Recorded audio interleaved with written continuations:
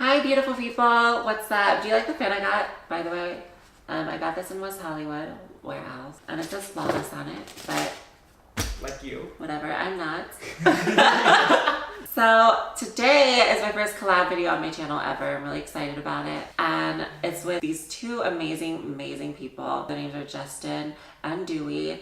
How cute is that name, by the way? They are part of the LGBT community. They're gay and they are married, and I have questions for them, and I'm so excited to be here in their lovely home. So without further ado, let's meet them and start this little interview for you guys. So, where did you guys meet?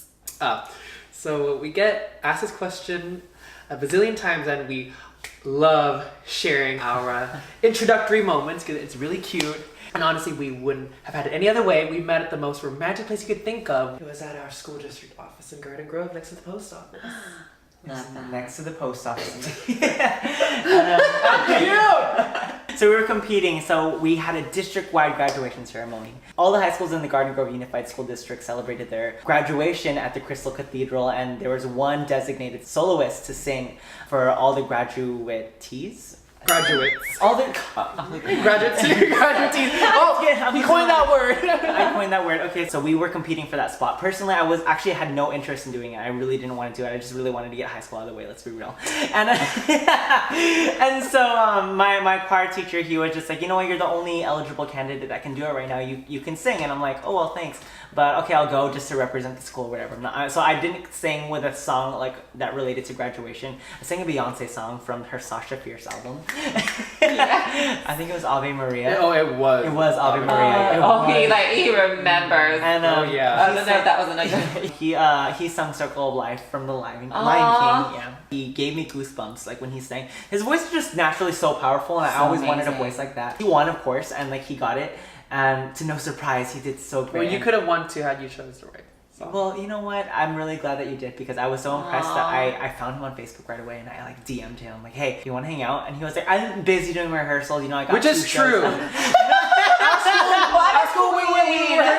Our school, like that year we were rehearsing for our Beauty and the Beast musical, and so he distracted me because I was too busy on my phone talking to him. But again, you know, no regrets. Butterflies in my stomach. And yeah, it was a moment. When/how long have you guys been married? Okay, so we got together September 29th, 2013, and we got married. We sealed the deal, tied the knot on July 25th, 2015.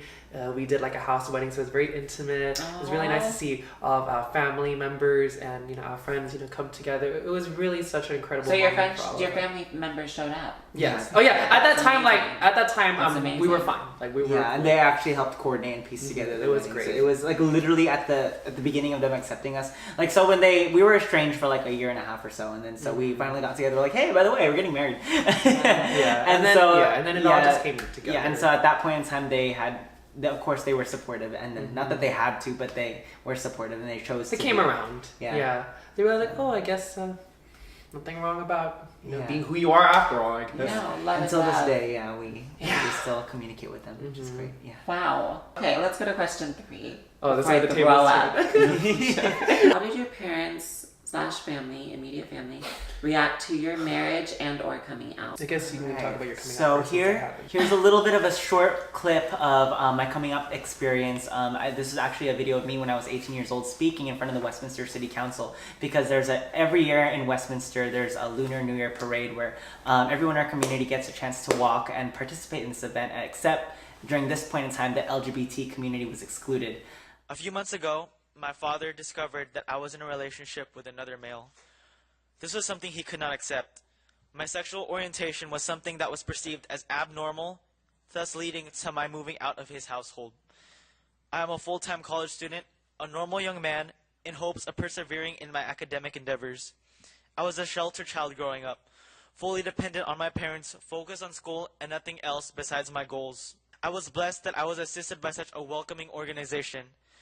I was scared of myself. I was lost, but now I am supported, and I am currently healing from the trauma of prejudice and exclusion.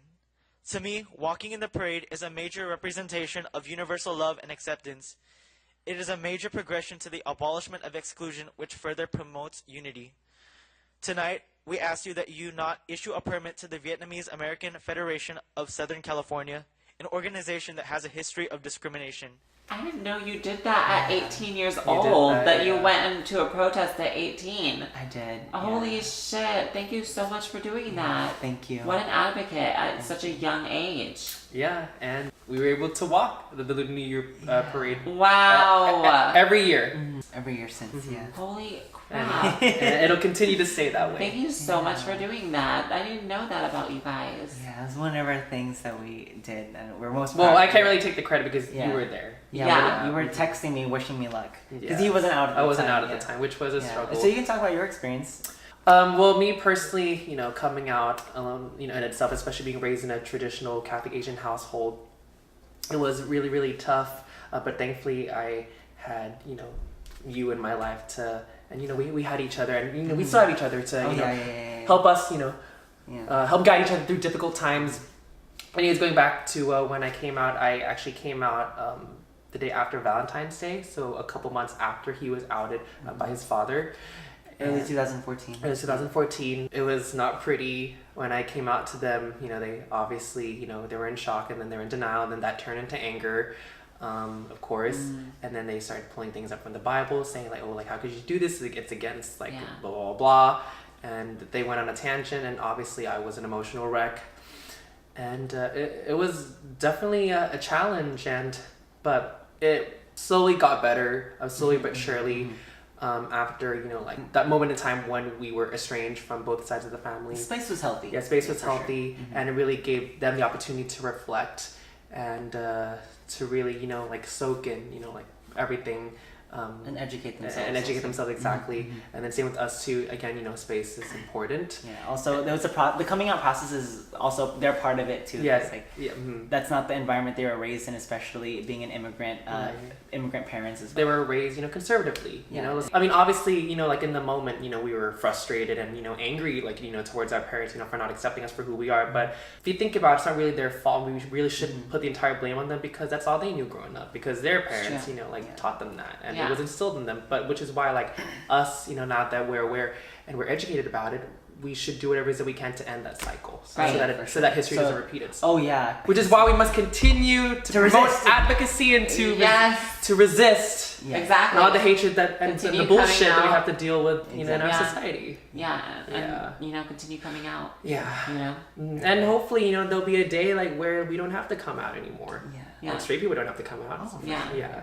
This is a fun little question. What do you guys love and hate about each other? And I hate use it as in pet peeves, things that annoy you the most.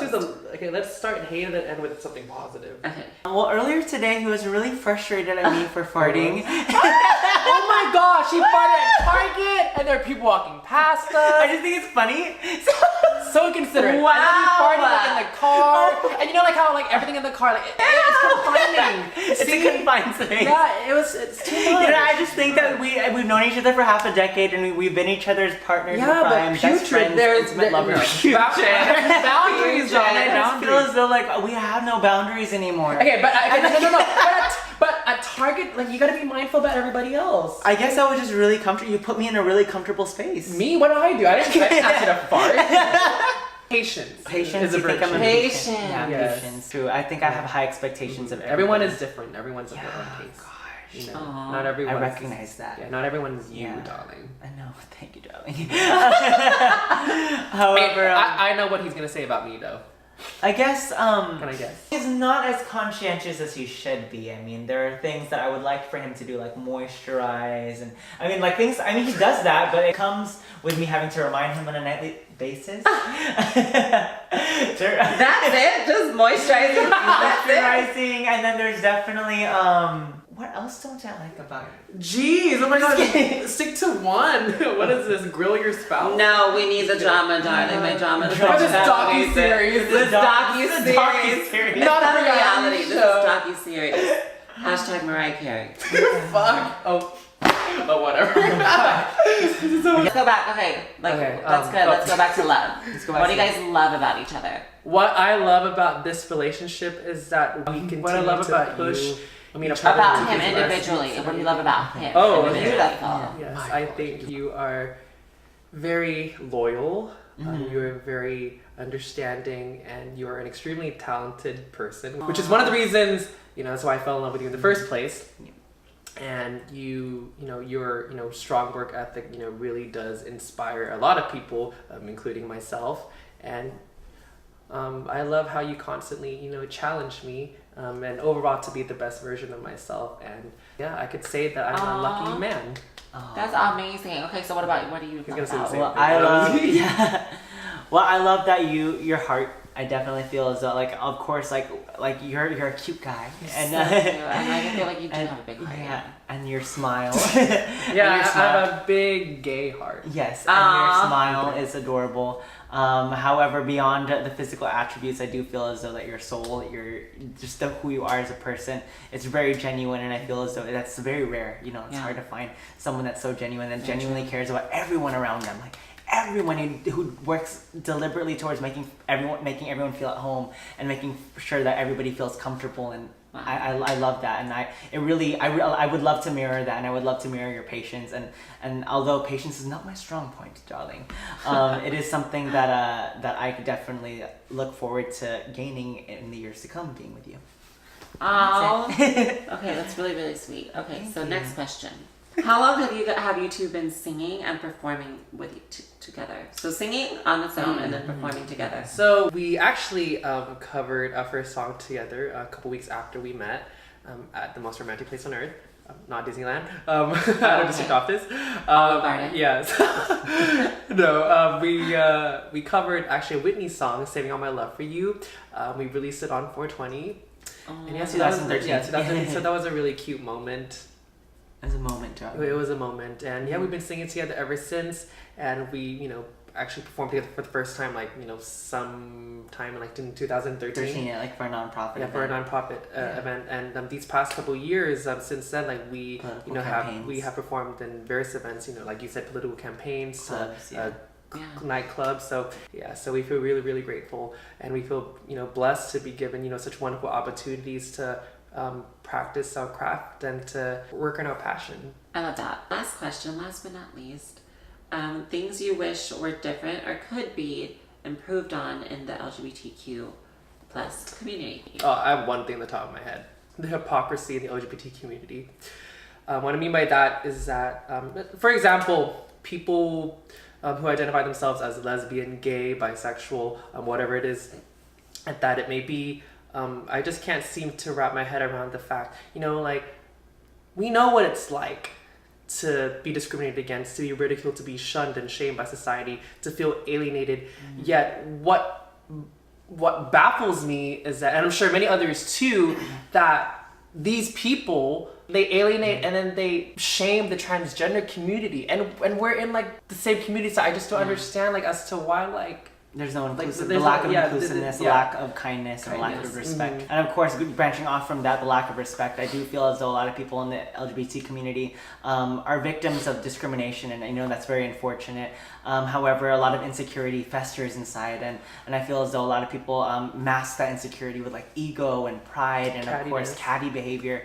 And I really do hope that changes at some point in time, because I do feel as though that people really act out on a lot of insecurities that they may have. It's really difficult to see people, especially people within our community, hating on one another. I'm really hoping that changes sometime soon, and it looks like we're headed down that route, actually. Yeah. So let's just stay on that right path. So that was the end of the interview with official DNJA. So that's Justin and Dewey. They're so sweet, so cute. I hope you found them as charming as I do.